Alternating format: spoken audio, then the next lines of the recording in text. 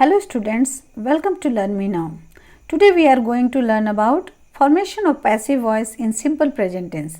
Simple present tense के sentence में passive voice को कैसे अप्लाई किया जाता है और पैसिव वॉइस का सेंटेंस कैसे बनाया जा सकता है, ये आज हम सीखेंगे। तो जितने भी काइंड्स के सेंटेंसेस हैं, अलग अलग काइंड्स के सेंटेंस को हम अलग अलग तरीके से देखेंगे। तो देखिए, यहाँ पर सबसे पहले हम देखते हैं एफर्मेटिव सेंटेंस, जिसको कि असर्टिव सेंटेंस भी कहते हैं और स्टेटमेंट्स भी कहते हैं। तो आप सबसे पहले देखिए एक्टिव वॉइस के सेंटेंस।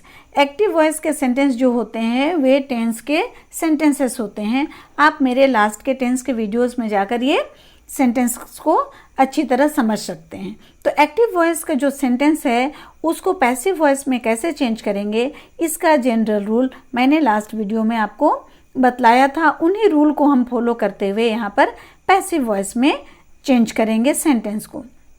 तो दिमाग में रखिए कि हम लोग सिंपल प्रेजेंट टेंस के सेंटेंसेस को पैसिव वॉइस में चेंज करने जा रहे हैं।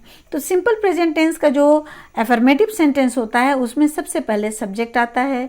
सब्जेक्ट अगर प्लूरल है तो उसके साथ वर्ब वन यानी रूट फॉर्म का यूज किया जाता है वर्ब का, और अगर सब्जेक्ट थर्ड पर्सन सिंगुलर है तो उसके साथ वर्ब का fifth form. It means verb के साथ एस या ES लगाकर उसके बाद हम ऑब्जेक्ट डालते हैं। For example, I kill a tiger. I के साथ वर्ब का फर्स्ट फॉर्म लगता है, मैंने यहाँ लिखा है आई किल ए टाइगर। दूसरा है he kills the tigers. He third person singular है तो उसके साथ हमने वर्ब का फिफ्थ फॉर्म लगाया है। अब इन दोनों सेंटेंसेस को पैसिव वॉइस में चेंज करके हम देखें तो जो लास्ट वीडियोस के मैंने जनरल रूल्स बताए थे उसके अनुसार क्या होता है कि पैसिव वॉइस का जो सब्जेक्ट होता है, यहाँ पर देखिए ऑब्जेक्ट लिखा है, ये ऑब्जेक्ट किसका है? एक्टिव वॉइस का ऑब्जेक्ट है, जिसको मैंने यहाँ लिखा है ये सब्जेक्टिव केस में, अर्थात पैसिव वॉइस का ये सब्जेक्ट है। सब्जेक्टिव केस, ऑब्जेक्ट का जो सब्जेक्टिव केस है ये पैसिव वॉइस का क्या है? सब्जेक्ट है। तो ये कौन है? एक्टिव वॉइस का ऑब्जेक्ट है। तो यहाँ ऑब्जेक्ट पहले आएगा, उसके बाद हेल्पिंग वर्ब एम, इज या आर लगेगा, क्योंकि ये सिंपल प्रेजेंट टेंस है। तो एम, इज, आर कहाँ लगेगा? अगर आपका ये जो सब्जेक्टिव केस वाला ऑब्जेक्ट जो सचमुच सब्जेक्ट है, ये सब्जेक्ट अगर आई है तो ये एम लगेगा, अगर थर्ड पर्सन सिंगुलर है तो इज लगेगा, और अगर सब्जेक्ट प्लूरल है तो वह आर लगेगा। उसके बाद वर्ब का थर्ड फॉर्म, जैसे मैंने बताया था कि पैसिव फॉर्म में हमेशा वर्ब का थर्ड फॉर्म लगता है, और उसके बाद बाई लगेगा। लास्ट में ये जो सब्जेक्ट लिखा है ये ऑब्जेक्टिव केस, अर्थात ये जगह ऑब्जेक्ट का है और ये सब्जेक्ट किसका है? एक्टिव वॉइस का सब्जेक्ट है। तो एक्टिव वॉइस का सब्जेक्ट यहाँ आ गया। अब देखिए एग्जाम्पल में, फर्स्ट एग्जाम्पल है आई किल ए टाइगर। आई जो सब्जेक्ट था वो यहाँ पर लास्ट में आएगा, जहाँ सब्जेक्ट ऑब्जेक्टिव केस में लिखा हुआ है, मतलब ऑब्जेक्ट का जो प्लेस है। और अ टाइगर, ए टाइगर जो ऑब्जेक्ट है वहाँ ये सब्जेक्ट के जगह में आ गया, जहाँ पर ऑब्जेक्ट लिखा हुआ है सब्जेक्टिव केस, तो ये अ टाइगर बन गया। अ टाइगर, और ये अ टाइगर चूंकि थर्ड पर्सन सिंगुलर है तो इसके साथ क्या लगेगा? एम, इज, आर का इज लगेगा। और किल जो वर्ब है उसका थर्ड फॉर्म होता है किल्ड, उसके बाद लगा बाई। और यहाँ पर जो आई सब्जेक्ट आया है यहाँ पर उसका ऑब्जेक्टिव केस, आई का ऑब्जेक्टिव केस होता है मी। लास्ट वीडियो में मैंने आपको ये चार्ट दिया था। तो इस तरह से ये सेंटेंस बन गया, a tiger is killed by me. अब नेक्स्ट सेंटेंस देखें। नेक्स्ट सेंटेंस में ही सब्जेक्ट जो है वह लास्ट में चला जाएगा। पैसिव वॉइस के सेंटेंस के लास्ट में ऑब्जेक्ट के जगह में देखिए सब्जेक्ट दिया हुआ है, ये एक्टिव वॉइस का सब्जेक्ट है, ऑब्जेक्टिव केस में होगा। क्यों ऑब्जेक्टिव केस में होगा? क्योंकि ये प्लेस ऑब्जेक्ट का है। उसके बाद उसका जो ऑब्जेक्ट है द टाइगर्स, द टाइगर्स यहाँ पर सब्जेक्ट बन के आएगा। यही देखिए ऑब्जेक्ट मैंने लिखा है सब्जेक्टिव केस में, मतलब सब्जेक्ट के प्लेस में। तो द टाइगर्स, अब द टाइगर्स क्या है? प्लूरल है, इसीलिए यहाँ पर प्लूरल हेल्पिंग वर्ब आर लगा। द टाइगर्स आर किल्ड, किल का थर्ड फॉर्म है किल वर्ब का, उसके बाद लगा बाय। और ही जो सब्जेक्ट है वह उसका जो ऑब्जेक्टिव केस होता है वह क्या होता है? हिम होता है। तो इस तरह से यह सेंटेंस चेंज हो गया, the tigers are killed by him. Let's see the negative sentence, negative जिसमें नॉट लगता है उसमें कैसे चेंज करेंगे। इसमें भी वही जनरल रूल फॉलो होगा कि सब्जेक्ट के बाद नेगेटिव सेंटेंस कैसा बनता है। सिंपल प्रेजेंट टेंस में हमने पढ़ा था कि नेगेटिव सेंटेंस में हेल्पिंग वर्ब डू या डज लगता है, उसके बाद नॉट लगता है, फिर वर्ब का फर्स्ट फॉर्म और ऑब्जेक्ट।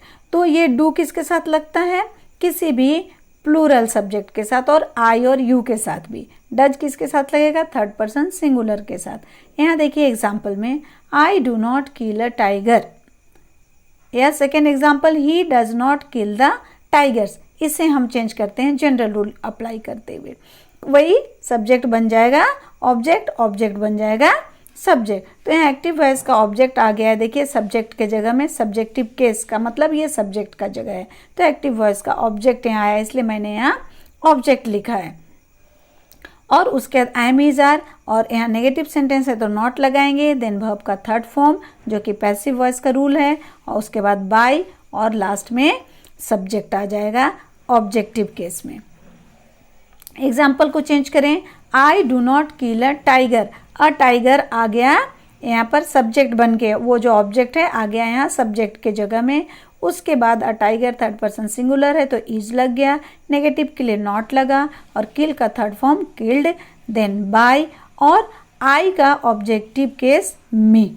सेकेंड एग्जाम्पल में द टाइगर्स, ऑब्जेक्ट यहाँ पर सब्जेक्टिव केस में द टाइगर्स, चूंकि वो नाउन है, नाउन चेंज नहीं होता, केवल प्रोनाउन चेंज किया जाता है, ये मैंने लास्ट वीडियो में बताया था। द टाइगर्स प्लूरल है तो आर लगाए, नेगेटिव के लिए नॉट लगाया, और किल जो वर्ब है उसका थर्ड फॉर्म किल्ड, उसके बाद बाय लगाया, ही का ऑब्जेक्टिव केस हिम हो गया। अब देखें इंटेरोगेटिव सेंटेंस जो होता है जिसमें हम क्वेश्चन पूछते हैं, तो प्रेजेंट सिंपल प्रेजेंट टेंस का जो इंट्रोगेटिव सेंटेंस है उसमें हम क्या करते हैं, डू या डज हेल्पिंग वर्ब लगाते हैं। जैसे मैंने बताया डू प्लूरल फॉर्म के लिए आई और यू के साथ, और डज थर्ड पर्सन सिंगुलर के साथ। उसके बाद सब्जेक्ट, देन वर्ब का फर्स्ट फॉर्म, और ऑब्जेक्ट के बाद question mark. For example do I kill a tiger, does he kill the tigers, ये does he third person singular है इसलिए डज लगा, डू आई के साथ लगा। अब इसको चेंज करने के लिए क्या करेंगे, यहाँ भी हमें पैसिव वॉइस में भी हमें हेल्पिंग वर्ब को ही आगे रखना है। तो इसका जो एफर्मेटिव सेंटेंस था उसमें हमने देखा था क्या, helping verb am is are लगता है, तो वही एम इज आर सबसे पहले लगेगा। उसके बाद एक्टिव वॉइस का ऑब्जेक्ट आ जाएगा सब्जेक्ट के प्लेस में सब्जेक्टिव केस के साथ, और वर्ब का थर्ड फॉर्म जो कि पैसिव वॉइस का रूल है कि वर्ब का थर्ड फॉर्म ही लगेगा मेन वर्ब का, देन बाय, और एक्टिव वॉइस का सब्जेक्ट आ जाएगा ऑब्जेक्ट के प्लेस में ऑब्जेक्टिव केस के रूप में, लास्ट में क्वेश्चन मार्क। तो यहाँ पर हम देखें, अब हमारा फर्स्ट सेंटेंस का जो ऑब्जेक्ट है वो है अ tiger, a tiger third person singular है इसलिए उसके साथ इज लगाएंगे, और इज को हम लोग पहले डालेंगे क्योंकि हमारा सेंटेंस इंट्रोगेटिव है। देन हम पुट करेंगे किल का थर्ड फॉर्म किल्ड, उसके बाद बाय, और आई का ऑब्जेक्टिव केस क्या होगा, मी, लास्ट में लगाएंगे क्वेश्चन मार्क। सेकेंड एग्जाम्पल को देखें, इसका जो ऑब्जेक्ट है वो है द टाइगर्स, तो द टाइगर्स प्लूरल है इसलिए उसके साथ आर हेल्पिंग वर्ब लगा, और इंट्रोगेटिव सेंटेंस में पहले हेल्पिंग वर्ब लगता है तो आर पहले लगाया, आर द टाइगर्स, किल का third form killed, then by, और ही का ऑब्जेक्टिव केस हिम, लास्ट में क्वेश्चन मार्क। अब देखें अगर WH क्वेश्चंस रहें या क्वेश्चनिंग वर्ड से स्टार्ट होने वाले क्वेश्चंस रहें तो हम क्या करेंगे, तो इसमें हम याद करें अपने टेंस के वीडियो को कि WH क्वेश्चंस बनाने के लिए सबसे पहले WH वर्ड या क्वेश्चनिंग वर्ड डाला जाता है, देन उसके बाद helping verb according to the subject do या डज, फिर सब्जेक्ट, देन वर्ब का फर्स्ट फॉर्म, और उसके बाद ऑब्जेक्ट पुट किया जाता है, और लास्ट में question mark. For example when do I kill a tiger, when क्या है, WH वर्ड है, लास्ट में question mark. Why does he kill the tigers, why questioning word है WH वर्ड, उसके बाद ही चूंकि थर्ड पर्सन सिंगुलर है तो हम डज हेल्पिंग वर्ब का यूज किए, और लास्ट में क्वेश्चन मार्क। अब इसे पैसिव वॉइस में चेंज करेंगे तो WH वर्ड जो होता है क्वेश्चनिंग वर्ड वो हमेशा सबसे पहले यहाँ पर आएगा, जहाँ भी क्वेश्चनिंग वर्ड हो तो क्वेश्चनिंग वर्ड पहले आएगा, उसके बाद हेल्पिंग वर्ब आएगा सेंटेंस के टेंस, सब्जेक्ट का नंबर और सब्जेक्ट का पर्सन को बताने के लिए। तो ये एम इज आर जिसको मैंने टू बी फॉर्म बताया था वर्ब का, तो ये वर्ब का to be form am is are है। उसके बाद एक्टिव वॉइस का जो ऑब्जेक्ट है वो सब्जेक्ट के जगह में सब्जेक्टिव केस लेकर आएगा। देन वर्ब का थर्ड फॉर्म, उसके बाद बाय, और एक्टिव वॉइस का जो सब्जेक्ट है वो ऑब्जेक्ट के प्लेस में ऑब्जेक्टिव केस के रूप में आएगा, लास्ट में question mark. Let's change the sentence. Example, when do I kill a tiger. When he रह जाएगा और अ टाइगर को पहले आप लगाएंगे। अ टाइगर को क्यों लगाएंगे ऑब्जेक्ट को? इसीलिए कि उसके अकॉर्डिंग ही सेंटेंस का टेंस, नंबर और पर्सन जो सब्जेक्ट का होगा उसके अकॉर्डिंग ही हेल्पिंग वर्ब या to be form of verb लगेगा। तो a tiger third person singular है तो यहाँ इज यूज करेंगे।